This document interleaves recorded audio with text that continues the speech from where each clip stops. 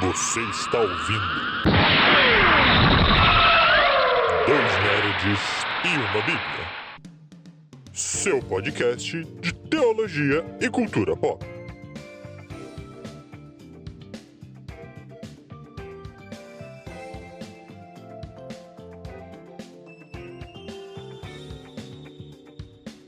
Sejam muito bem-vindos, meus amigos e minhas amigas, a mais um Dois Nerds e uma Bíblia. Eu sou o Beto, seu host de plantão, e comigo aqui, meu sempre muito animado, meu amiguinho Lucas.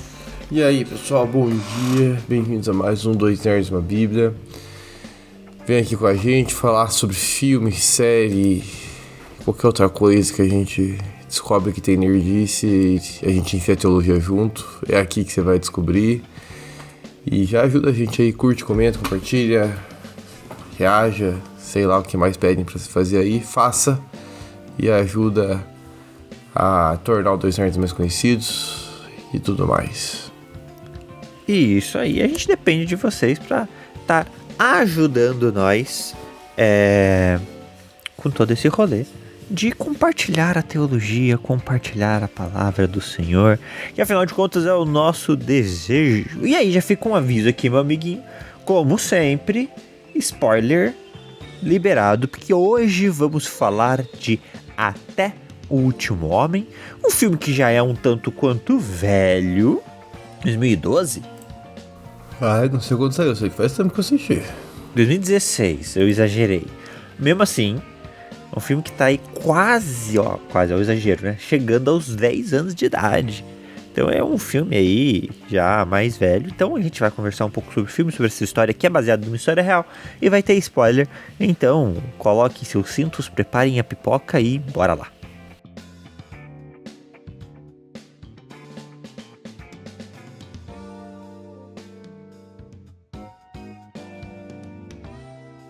Eu lembro de ver Até o Último Homem, e esse é um daqueles filmes tipicamente de crente, sem ser produzido por crentes. Mas um filme de crente num contexto de guerra. Mas é um filme bastante interessante, bem sanguinário, bem violento, um filme bem cru nesse sentido. É um filme que não tem pudor nenhum, mas um filme que traz o Homem-Aranha da segunda fase. Andrew Garfield traz ele. Eu não conhecia nenhum outro filme do Andrew Garfield, eu não sou Homem-Aranha. Não tinha visto ele em nenhum outro filme relevante até aquele momento. E também não me recordo de depois ter visto ele em algum outro filme relevante. Que isso? Teve aquele musical da Netflix, mas eu confesso que não me pegou o musical aí. Caraca, maravilhoso. Eu esqueci o nome do musical. Boom. Como? Tic-tic-boom. Esse aí. Mas tirando então, vamos lá, Homem-Aranha e Tic-Tic-Boom, acho que esse é o filme mais relevante aí que ele já fez aí. Olha, ele também fez a rede social, até antes do Homem-Aranha. Mas ele não é o protagonista, né? Não é o outro menino que é o protagonista. Mas ele está no filme. Nossa, eu nem lembro dele.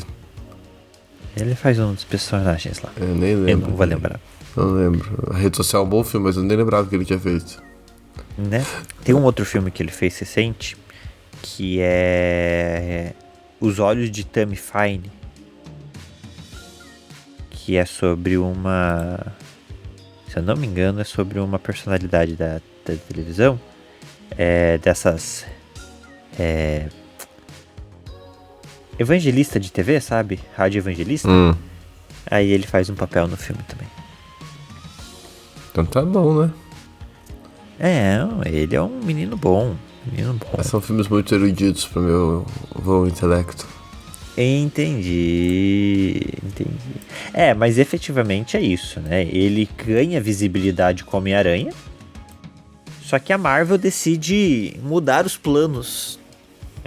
Teoricamente, eles estavam com tudo certo para um terceiro filme do Homem-Aranha, quando a Marvel e a Sony decidem trabalhar juntas.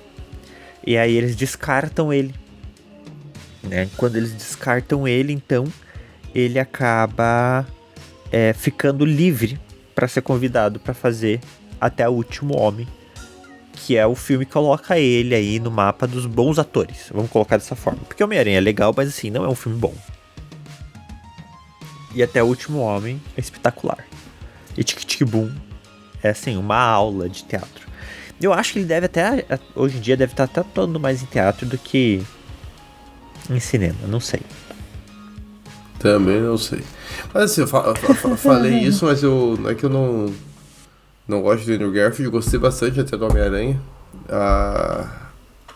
Não é um filme, realmente, filme de heróis, não são filmes onde atuação e tudo mais é algo muito avaliado, mas eu acho o Andrew Garfield um ator carismático, simpático, foi um bom Homem-Aranha. Sim.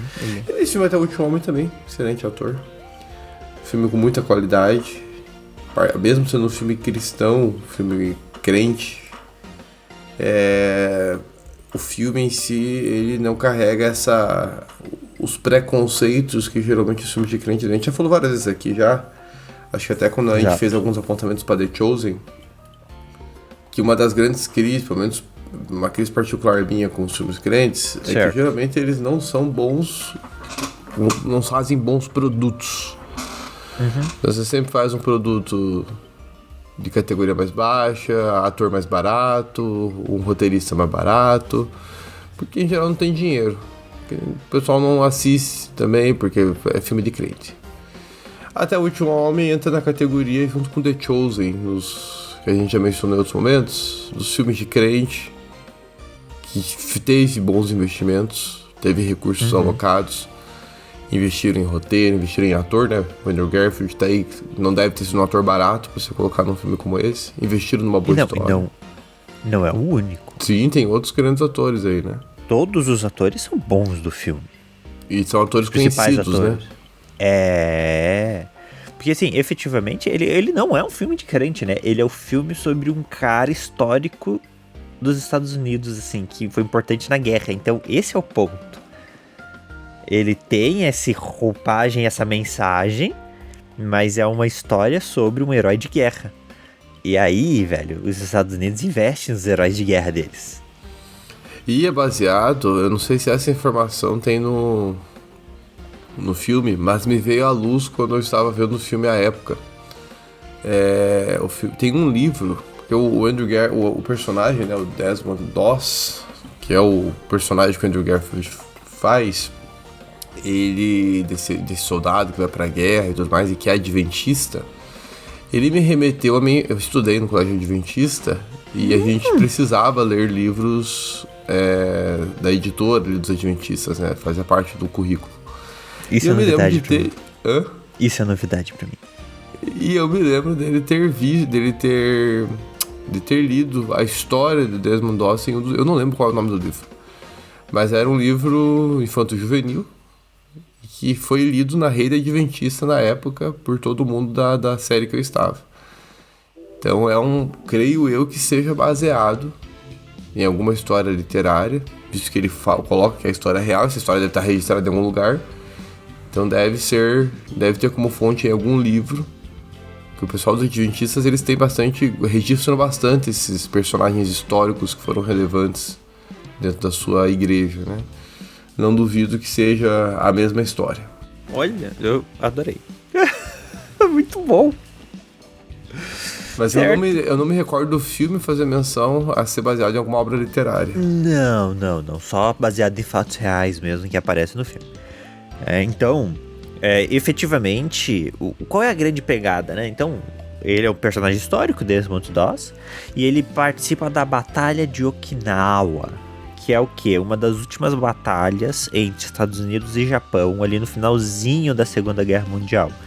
A Batalha de Okinawa, efetivamente, ela finaliza mais ou menos no dia 7 de setembro de 1945, e a Segunda Guerra Mundial, ela é conhecida por ter sido finalizada no dia 2 de setembro de 1945, ou seja, Okinawa ainda é um desses pontos de consequência pós-Segunda Guerra. Porque após a queda da Alemanha, o Japão continuou dando um trabalho, né? A Segunda Guerra efetiva ela não termina com a queda da Alemanha. Ainda tem algumas consequências. Quem assistiu Oppenheimer vê um pouco sobre isso. a bomba nuclear, né, que foi jogada no Japão, acontece pós-Alemanha, né? Então eles têm ali essa batalha onde os Estados Unidos estão tentando conquistar um pico lá. Beleza. O grande rolê do filme é o Desmond Doss. Ele é um objetor de consciência. É um treco que nunca ninguém ouviu falar e nunca ninguém vai ouvir falar, a não ser ele na história. Porque é isso. É só ele mesmo pra fazer esse rolê. O que é um objetor de consciência, meu amiguinho? É alguém que tem um voto, seja religioso, ético ou moral, que permite que ele rejeite parte ou totalmente alguma ação militar. Então, algumas pessoas, por exemplo, sei lá, um confucionista da vida aí, que é paz e amor, pode, por causa da religião dele, dispensar o serviço militar nos Estados Unidos. É alguma coisa assim. Tem esse rolê. No caso do Doss, ele é adventista, mas ele não tem a obrigação, por causa da igreja adventista, de não participar dessas coisas. Ele, por causa de um rolê pessoal dele, decide não pegar em arma. Ele quer ir para a guerra, como socorrista, como médico. Ele quer servir o país dele, mas ele nega o uso de arma. E aí começam os conflitos. Porque como é que você vai pra guerra sem pegar em arma? Então, o filme trata de todo o treinamento dele, sem o manuseio de arma, e aí efetivamente ele indo pra guerra sem o uso de arma. Então, a gente tem 2 momentos, né? 3 momentos. Se a gente for considerar o momento antes militar, que é ele conhecendo quem vai ser a esposa dele, aí o momento ali militar de treinamento e o momento guerra. 3 momentos. E, cara, eu acho muito louco isso, né? Como que você se fala, não, eu vou pra guerra, mas não vou pegar em arma, né? Não faz sentido. Mas é que ele teve um problema familiar onde ele apontou uma arma pro pai. E ele se arrepende disso. Então, além da fé dele, além dos princípios morais cristãos dele, que ele entende que ele não deve tirar a vida de ninguém, tem um rolê pessoal, onde ele ameaçou o próprio pai com uma arma. Então é complicado e é respeitável. Mas mesmo assim, ele ainda quer servir ao país dele. Isso é Estados Unidos, né? Esse orgulho, a bandeira. Então o cara quer servir, mas ele não quer servir como os outros querem que ele sirva. Ele quer servir da forma dele. E o que eu acho muito louco nesse rolê é que, assim, a lei dos Estados Unidos permite um objetor de consciência participar de exercícios militares sem o uso de arma, por exemplo, mas o próprio exército dos Estados Unidos, a própria equipe dele não estava preparado para receber ele como alguém que vai participar, mas sem arma. E isso gera diversos conflitos. O filme, ele traz bastante essa tensão, né, do Doss, o interesse dele, aí trazendo algumas questões teológicas interessantes aqui, né, algumas, como essa decisão do Desmond Doss, Desmond Doss, como que ela se reflete teologicamente. Me chamou a atenção o fato dele querer participar da guerra, por mais que a guerra seja algo terrível, mas eu creio que entendendo ser um cidadão americano que tem que cumprir com o seu dever. Afinal das contas, nós como cristãos somos cidadãos de outra pátria, sim, é bíblico isso, né? Somos cidadãos da pátria celestial, mas até chegarmos lá e até habitarmos plenamente na pátria celestial, estamos neste mundo e nos é dado várias vezes orientações no texto bíblico que a gente deve submeter às autoridades, submeter aos regimes civis, desde que eles não entrem em conflito, evidentemente, com a nossa fé cristã. Então me chama a atenção que o Desmond, ele está dando uma lição para nós e realmente serviço civil. Não é sem entrar no mérito se a guerra é certa ou não, é um serviço civil. E ele está querendo participar desse serviço civil em paz com a sua consciência teológica, pessoal. Então tem essa questão das armas, tem uma questão de trauma também aí, né? Tem uma questão de algo que foi marcante. E ao mesmo tempo também tem algumas questões de fé. Durante toda a guerra a gente percebe que o contexto de guerra é um contexto bastante violento, egoísta. É um contexto em que você tem que viver, tem que dar teu jeito de viver de alguma forma, em meio a todo o caos que é o ambiente militar de guerra. E o Desmond, em todo o contexto de guerra, demonstra um altruísmo, demonstra um cuidado e uma preocupação com seus companheiros. Tanto é que fica conhecida aí a frase, né, talvez mais conhecida aí, em especial no final, no momento mais intenso do filme: Senhor, ajuda-me a salvar mais um. Né, então esse era o desejo dele. Ele tá como socorrista, né, como ele não quer pegar em armas, ele acaba sendo socorrista. E a missão dele era: ajuda-me a salvar mais um. Eu já vi muitos filmes de guerra em que o socorrista ele tá querendo mais salvar a si mesmo do que salvar os outros. O Desmond ele vai para momentos de batalhas em que, se ele se expor ali, ele vai ser morto. Mas ele vai focado na missão, com muita fé no Senhor. Ajuda-me a salvar mais um. É um cidadão cristão, alguém que quer cumprir o seu dever civil, o seu dever com o seu país, entendendo que isso é para Cristo, é para o Senhor, e é uma obediência à palavra de Deus, e fica como uma lição também para nós, cidadãos, em como devemos nos relacionar com o lugar, com a nação onde nós estamos.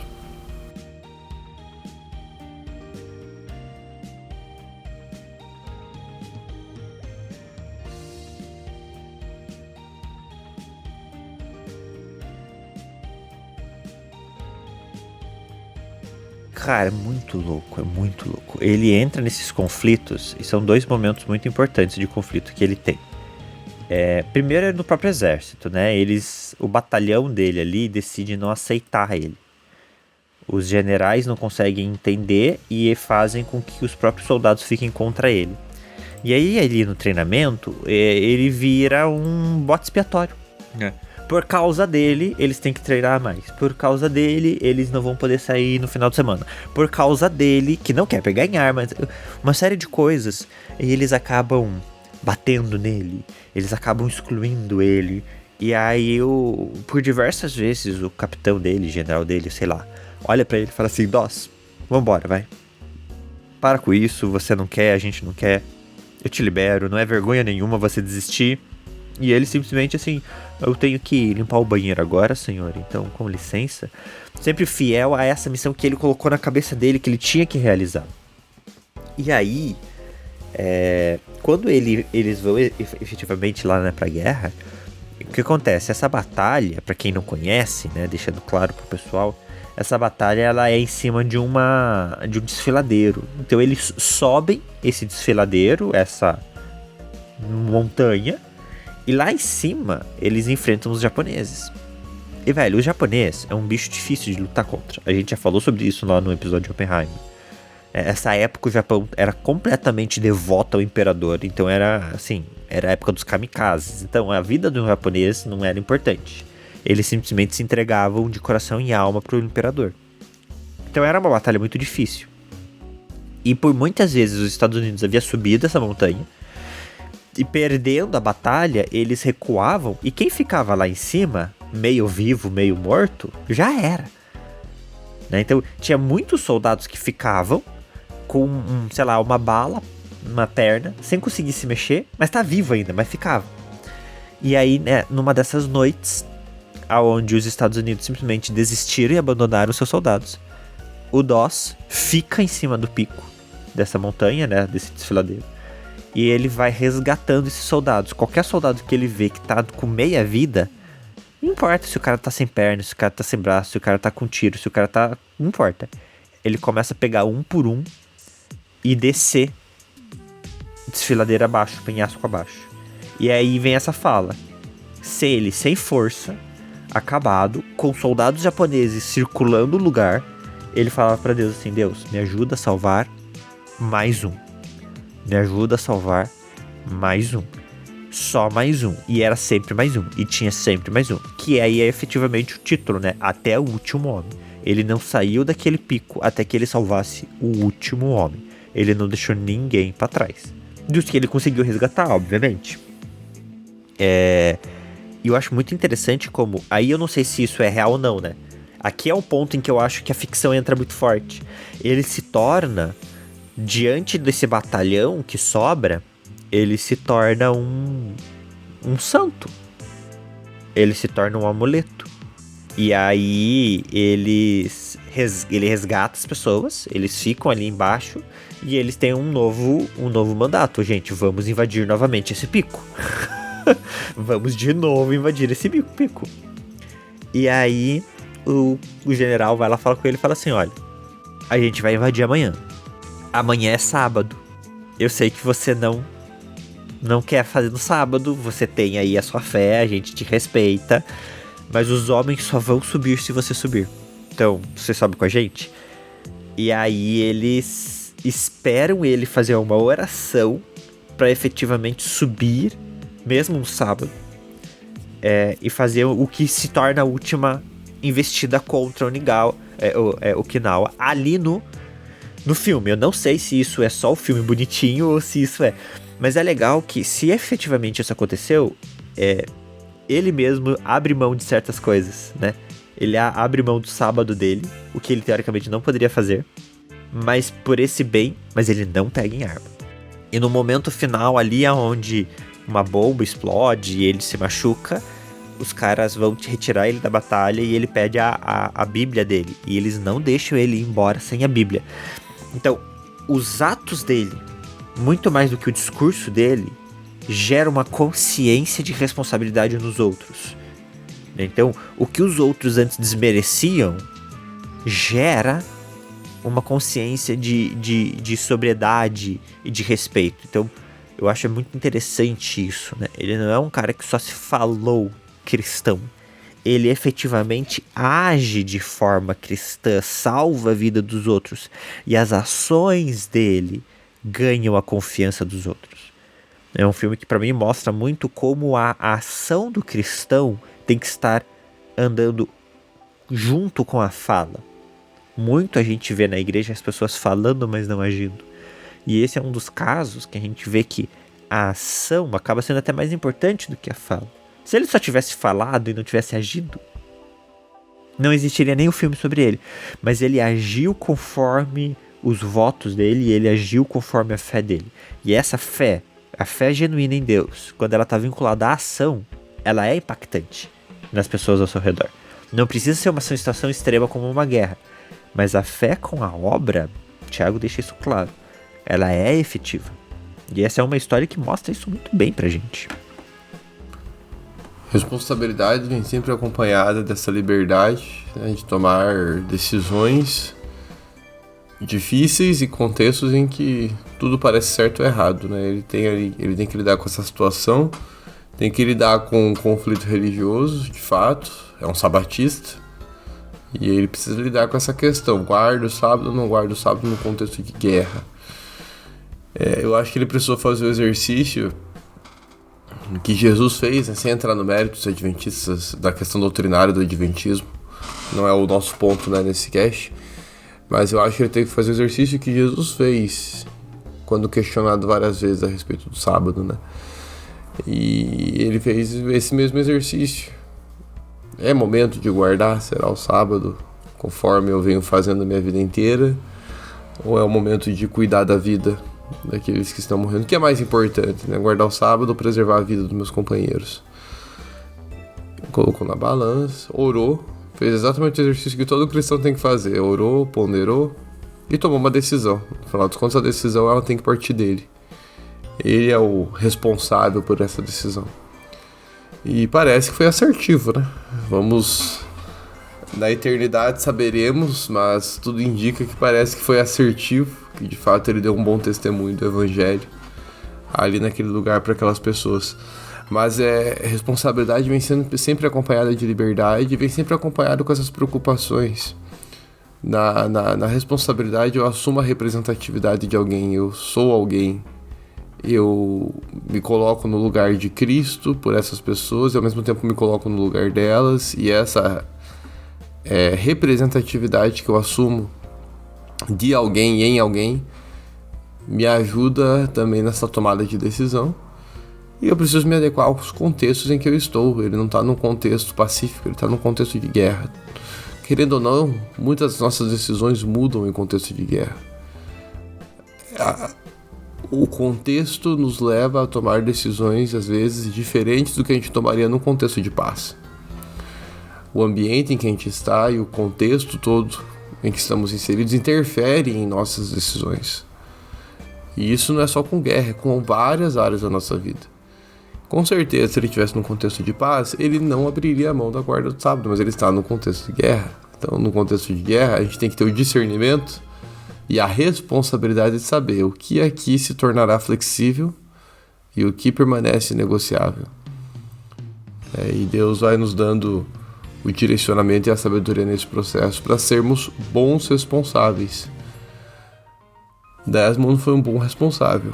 Ele assumiu a bronca, aquela montanha, eu me lembro até quando eles subiam aquela montanha, que já era uma exposição muito grande, né? Porque eles sobem em cordas, e os japoneses podiam simplesmente ir lá de cima do pico, ligar as armas deles e atirar em todo mundo que está subindo as cordas. A coisa mais simples do mundo. Então era um ambiente totalmente hostil. Fácil você foge de um contexto como esse. Fácil você fala, não, eu não vou entrar nessa briga não. Até os Estados Unidos já desistiu. Até os Estados Unidos já abriu mão dessa batalha aqui. Já entenderam que esse é um território que não vai ser conquistado. Por que nós vamos teimar se nossos superiores já largaram tudo? Mesmo assim, ele e o batalhão dele vão pra cima, né? Entendem que é importante. Não me recordo a razão, mas eles entendem que é importante aquele território pra guerra, pro contexto deles. E eles vão pra cima, né? E aí a gente tem essa lição maravilhosa que o filme nos dá. Apesar de ser um filme que vai ter um final bonito, reforçamos aqui a brutalidade de tudo isso. Esse período nessa última batalha é sanguinário. Então quem tem estômago fraco, é sanguinário o negócio ali, é cru, é violência crua mesmo. É sangue, é tripa voando, é gente com perna quebrada, um monte de defunto. O filme é mó bom nesse visual, né? Eles não escondem, assim, não é um filme que...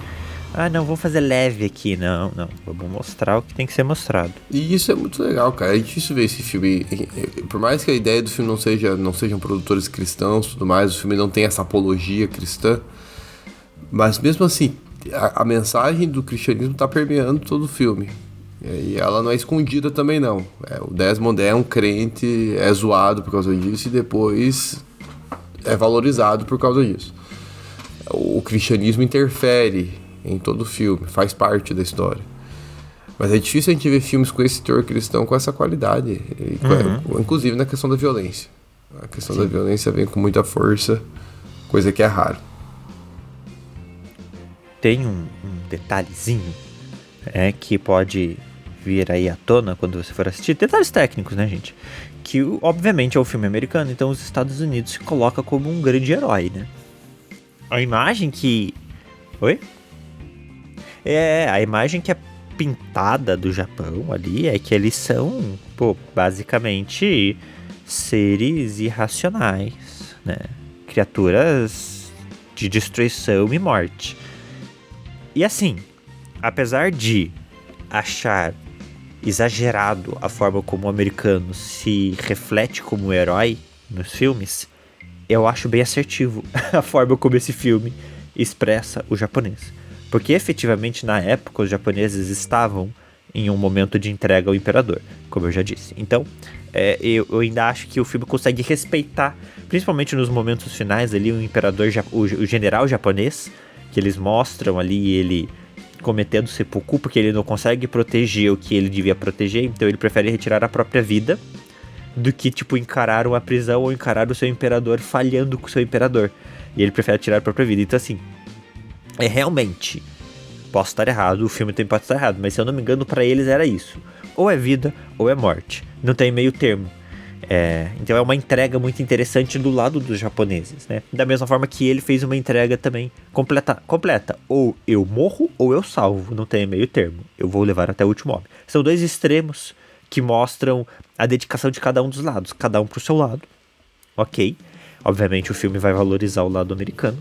Mas é interessante a gente ver E a gente pensar o que o extremo, o que a situação de guerra não leva o ser humano, né? Seja para um lado, seja para o outro.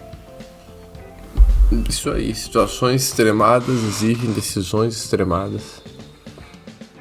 É inevitável isso. Acho que essa é outra grande lição teológica que até o último homem confere para nós. Eu ouvi de um pastor esses tempos e acho pertinente a frase. Ele perguntou, não vou lembrar literalmente o que ele disse, mas a ideia central era: você deseja coisas de Deus na sua vida? Você deseja ser bênção de Deus na sua vida? É ser bênção de Deus nesse mundo para as pessoas? Deseja ter as bênçãos de Deus na sua vida? O quanto você está disposto a sofrer para ter essas bênçãos, para ser esse representante de Deus? Porque no final das contas, às vezes o Evangelho vai exigir de nós, como cristãos, sofrimento. Às vezes não, na verdade, todos os textos do Novo Testamento, algum deles vão falar de sofrimento. Sofrimento não gerado pelo pecado, mas um sofrimento gerado pelo Evangelho mesmo. O Evangelho também causa sofrimento nesse contexto de mundo.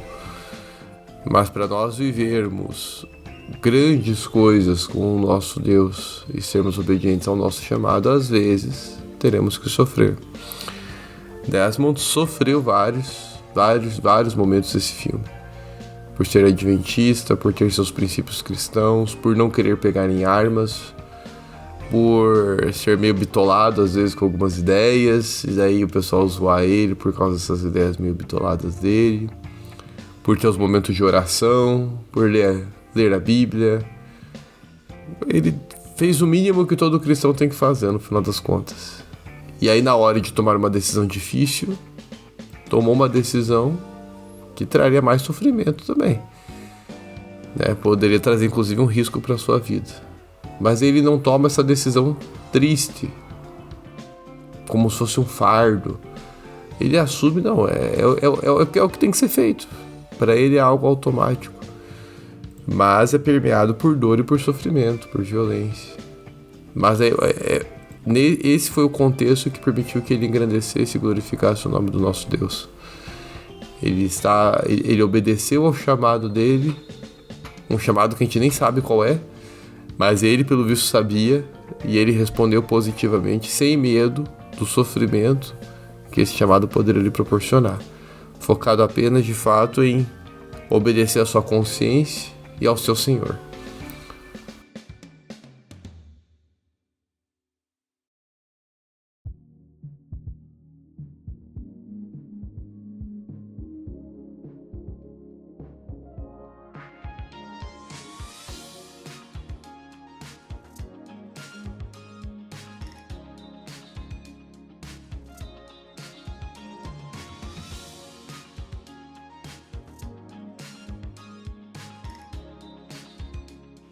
É isso então, meu povo. Apesar de tudo e todos contra ele, porque próprio em casa também houve dificuldades, né, do pai dele aceitar ali ele pra casar. Então, assim, não foi uma escolha fácil. Apesar de tudo, Desmond Doss é um exemplo para todos nós de uma vida conectada, né, a Deus, a compreensão dele do que Deus havia chamado ele. Eu vejo muitos crentes, meu amiguinho, abrindo mão de opinião, se deixando levar pela roda dos escarnecedores, coisa assim, né? É difícil a gente manter o diálogo. Ah, mas aí eu vou ser excluído socialmente. Cara, o social não importa, o que importa é Deus. Então aí é um filme que fica a recomendação, vale a pena pra todo mundo. É um filme que é fácil fazer conexões teológicas, meu amiguinho. Demais, né? A gente só tá expondo aqui o que o filme apresenta, a gente não tá indo muito longe, gente. Então, assista esse filme, eu acho que vale muito a pena. Meu amiguinho, muito obrigado pela sua manhã. Eu tenho 2 comentários a fazer aqui aleatórios. Primeiro, é uma vergonha ver você com essa roupa do São Paulo. Eu vou falar isso sempre. Vocês não estão vendo, mas tudo bem. É o roupão de inverno. E segundo, estou lendo o Leão Feiticeiro Guarda-Roupa. Então, aguardem. Isso aí. Meu amiguinho, prazer estar com você aqui nesse frio curitibano. mas estar aqui pra falar de nerdice. Prazer, pessoal, estar com vocês falando também de nerdices, filmes e tudo mais. Ajuda a gente, espalha aí, 2 nerds. Gostou desse cast? Manda pra alguém. Viu o post lá no Instagram? Manda pra alguém. Marca uma pessoa lá, comenta, interaja. Vocês são os nossos maiores marqueteiros. Porque eu e o Beto não temos 1 centavo pra fazer marketing nessas redes aqui. Mas vocês podem nos ajudar, que a gente não tem pressa. E vocês podem nos ajudar a tornar os 2 nerds conhecidos. Prazer estar com vocês aqui. Prazer, meu amiguinho. Até o próximo cast. É isso então, gente. Um beijo e um queijo.